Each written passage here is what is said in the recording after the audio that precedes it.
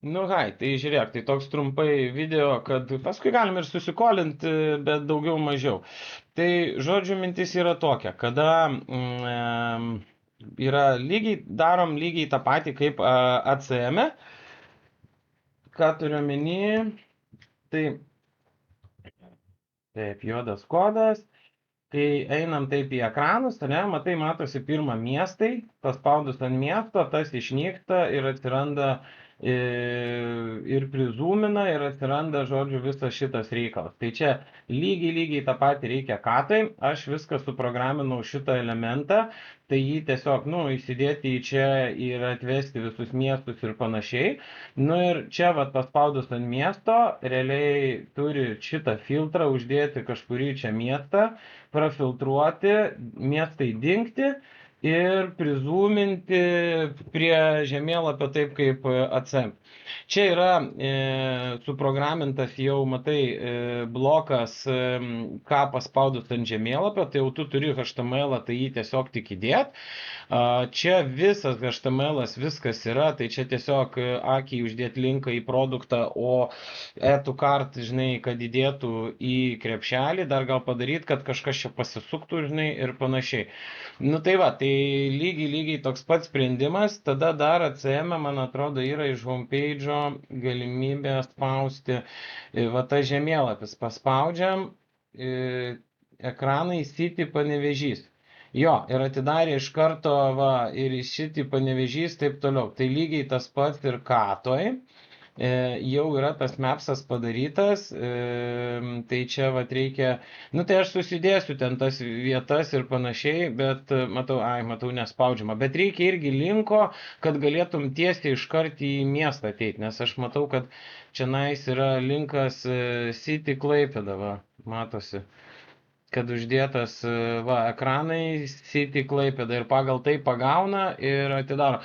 Tai tu gali gal geriau padaryti, nu žinai, ten aš tai per užpakalį padaryta. Tai tu dabar, kai žinai, kaip tai, nu, turi būti labai aiškiai, tai gal galima čia kažkaip, žinai, geriau padaryti šitą momentą. Tai va, tai čia pagrindinis main šitas dalykas. Kas čia yra dabar su tais filtrais, tai čia yra, tas turi filtras veikti, rodyti laisvus stendus, tai šitas tada užimtus ir dalinai laisvą rodo, realiai visus pašalina užimtus. Rodyti dalinai laisvus stendus, tai, suriukas, laisvus stendus tai yra tik tais kas laisvi, dadedi šitą, dasideda geltonė, dadedi šitą, dasideda tie. Tai nežinau, turbūt patogiausia gal, kad jie visi būtų įjungti, kai nu, atsidaro tas websaitas, tai jie tiesiog visą laiką visi on pradžiai yra, nu toks tipo tas. Tada laikotarpis, tai čia paspaudus turi būti, tas mes vat nepajungiam, nežinau, bet tu pajungiai tas kalendorius toksai. Kur. Tai aš manau, kad ten turi būti tas date pickeris, kai reikia, tai matai neveikia greit. Date pickeris, kuriame gali parinkti data. Tai lygiai taip pat pagal dizainą, čia viskas ok, gerai, lygiai taip pat pagal dizainą, kada atsidarom, va šičia laikotarpis yra produkto viduj, tai va kada akį į produktą paspaudė, dabar mes turim va šitas jo produktas. Kai akį į produktą paspaudė, atsidaro produktas, tai va šitą pasirinkite laikotarpį, čia irgi turi būti date pickeris. Ir aš tai taip įsivaizduoju, kad realiai čia kokį tą laikotarpį tu pasirinki, tai jis turėtų įsirašyti kukius. Ir manau, kad vaikštant svetainiai, kad jeigu tu čia search'e pasidarai kažkokį laikotarpį, įėjai į vidų to ekrano, tai realiai turėtų tą laikotarpį įrodyti. Tai va čia vat, praktiškai visas funkcionalumas, kas yra, žinai, iš šitos pusės.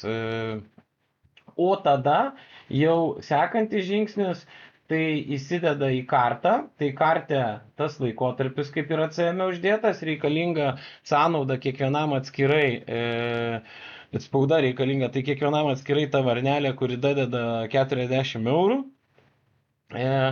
Toliau čia tiesiog info apie stendą, o šitas funkcionalumas, tai va dar nežinau, gal aš padarysiu, arba gal tu, nežinau, kaip čia kartu gal.